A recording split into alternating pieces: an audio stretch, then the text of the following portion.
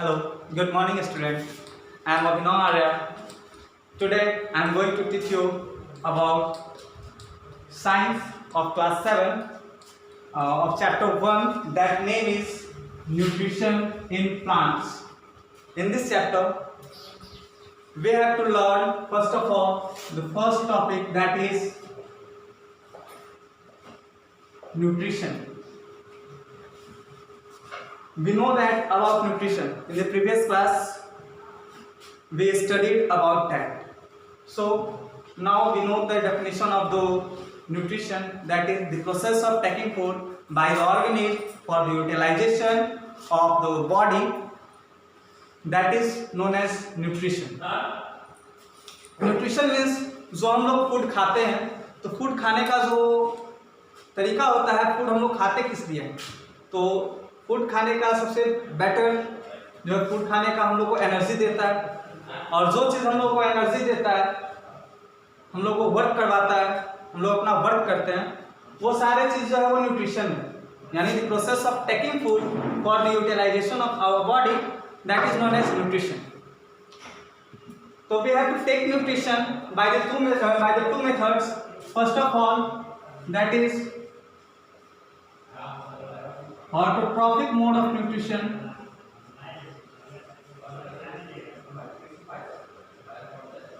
and number second is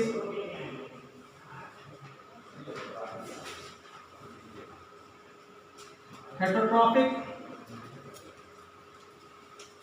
mode of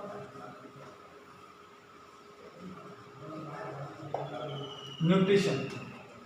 Autotrophic mode of nutrition and heterotrophic mode of nutrition. About the modes of nutrition we have also studied in the previous class.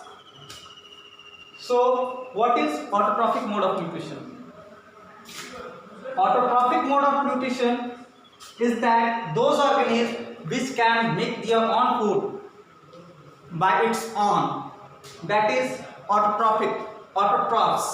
And the mode of nutrition that it takes, that is known as autotrophic mode of nutrition. It means जो भी living organism जो है वो अपना खाना खुद बनाते हैं, वो हमारे ऑटोट्रॉफ्स होते हैं, और जो प्रोसेस से वो फूड लेते हैं, that is known as autotrophic mode of nutrition. In autotrophic mode of nutrition we give example like plant. Plant is the only one organism that take nutrition by its own self, that is autotrophic mode of nutrition. But some plants carry heterotrophic mode of nutrition. Heterotrophic mode of nutrition वो क्या होता है? Heterotrophic mode of nutrition, those living organisms which can not make their own food, that is known as autotrophic mode of nutrition. Heterotrophic mode of nutrition. In this heterotrophic mode of nutrition we put example of animal, human beings,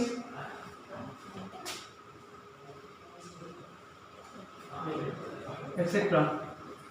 आप लोग में से कुछ student जो है वो सोच रहे होंगे कि हेटरोट्रॉफिक मोड ऑफ न्यूट्रिशन जो है वो इसमें ह्यूमन बीइंग्स कैसे इंक्लूड हुए. तो ह्यूमन बीइंग्स इंक्लूड होने का सबसे अच्छा तरीका है कि घर में जो होता है खाना तो बनता है, खुद से बनाते हैं, लेकिन हम लोग क्या करते हैं, वो बने बनाए खाने को हम लोग बनाते हैं. इसी कारण जो होता है ह्यूमन बीइंग्स जो भी होते हैं वो सारे हेटरोट्रॉफिक मोड ऑफ न्यूट्रिशन में आते हैं, और ओनली प्लांट्स किंगडम जो है वो ऑटोट्रॉफिक मोड ऑफ न्यूट्रिशन में आते हैं. ऑटोट्रॉफिक मोड ऑफ न्यूट्रिशन जो है वो प्लांट खुद से खाना कैसे बनाता है. खुद से खाना बनाने का जो प्रोसेस होता है उस प्रोसेस को हम लोग कहते हैं photosynthesis.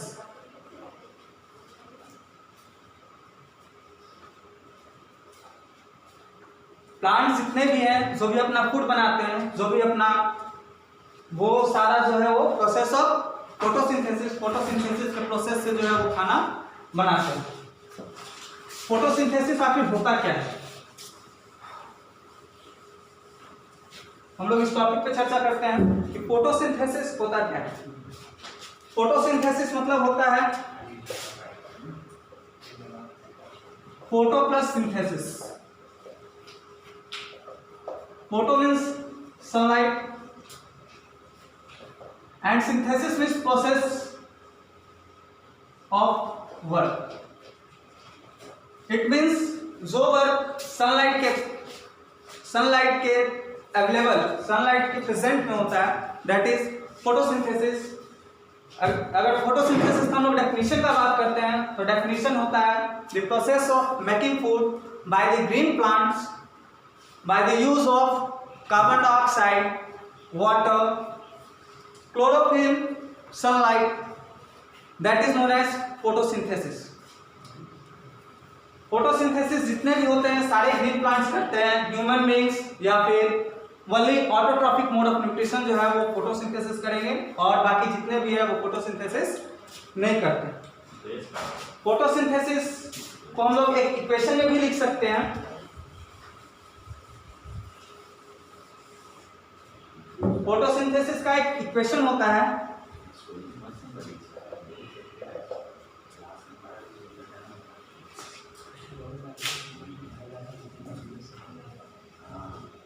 Carbon dioxide plus water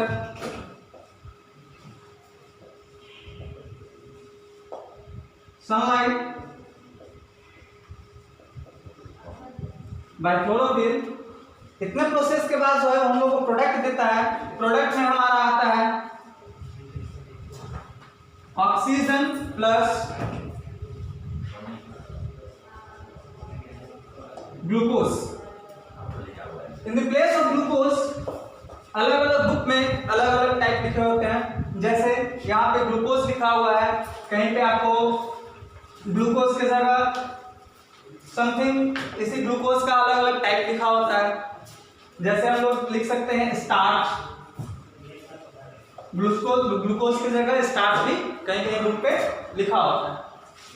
और बाय द फॉर्मूला अगर चले तो कार्बन डाइऑक्साइड का हमारा फॉर्मूला होता है CO2 प्लस वाटर का होता है H2O, सनलाइट का सनलाइट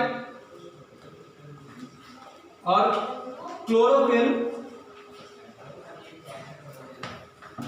और ऑक्सीजन का O2 और ग्लूकोज का होता है C6H12O6। तो in the process of photosynthesis, CO2 it means carbon dioxide is a gas, H2O it means water, and sunlight that gives us from sun, chlorophyll. Here main point is chlorophyll. What is the work of chlorophyll in the photosynthesis? photosynthesis में आपकी chlorophyll का काम क्या है? Chlorophyll जैसे हम लोग जानते हैं कि जो भी प्लांट होते हैं, जो भी ग्रीन प्लांट होते हैं, उनका ग्रीन कलर का लीव्स होता है वो due to chlorophyll. Without chlorophyll उनका कोई कलर नहीं। तो chlorophyll is a green pigment which is present in the leaves of a plant, but here we put chlorophyll in the process of photosynthesis. इनका use यहाँ पे अलग है, different use है। क्लोरोफिल का फिर यूज फोटोसिंथेसिस में हम लोग क्यों करते हैं?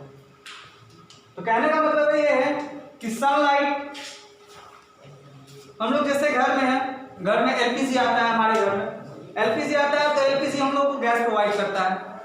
गैस प्रोवाइड करने के बाद जो गैस बर्नर होता है, जो गैस होता है उसमें एलपीजी जाता है, उसके बाद हम लोग बर्न करते हैं। तो बर्न करने के बाद क्या होता है कि जो एलपीजी, ये जो गैस स्टोव का जो बर्नर होता है वो क्या करता है, वो हीट देता है, और हीट देने के बाद जो होता है वो हम लोग फूड उस पर बनाते हैं। तो सेम प्रोसेस जो है वो सनलाइट जो है वो लाइट देता है, बट क्लोरोफिल जो है हमारा वो लाइट को एब्जॉर्ब करता है, और एब्जॉर्ब करने के बाद जो होता है उसको एट अ पॉइंट, और उसके बाद जो होता है वो फूड जो होता है, प्लांट जो होता है अपना फूड जो है वो प्रिपेयर कर लेते हैं। तो chlorophyll is the most important part. Other एक और टॉपिक आता है, एक और पॉइंट आता है इसमें हमारा,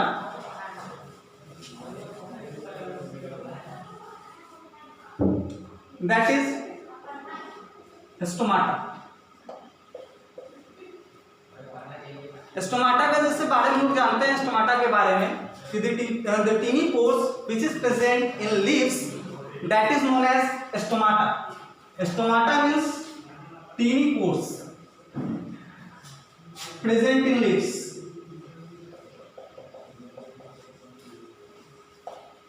That is stomata. But what is the use of stomata in plant? What is the use of stomata? Stomata use होता है वो फॉर ब्रीदिंग।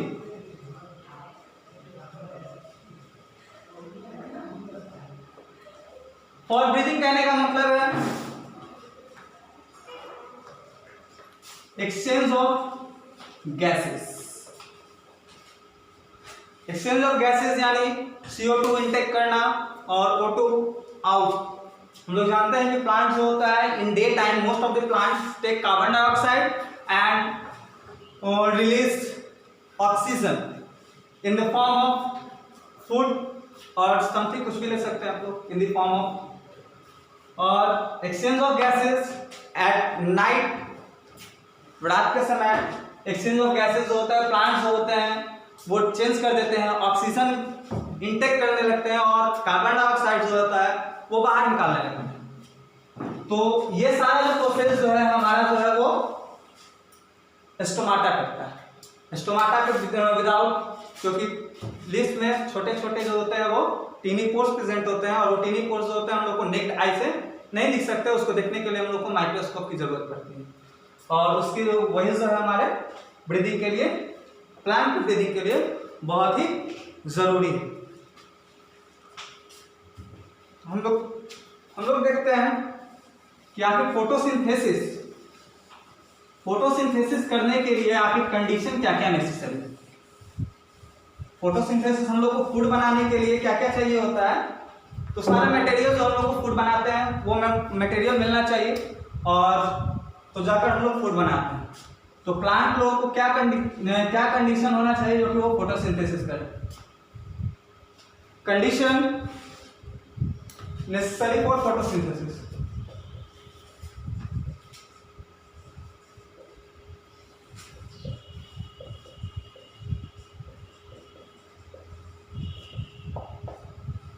जैसे कि पहले भी बता चुके हैं कंडीशन नेसेसरी फॉर फोटोसिंथेसिस। तो फोटोसिंथेसिस करने के लिए सबसे पहले first of all we have to CO2,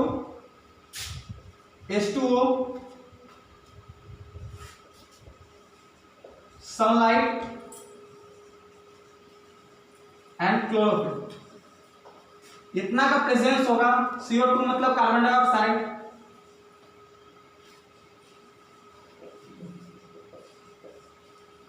H2O means water. तो ये चार चीज जो है वो कंडीशन चाहिए कोई भी प्लांट्स को अपना फूड बनाने के लिए, फोटोसिंथेसिस करने के लिए।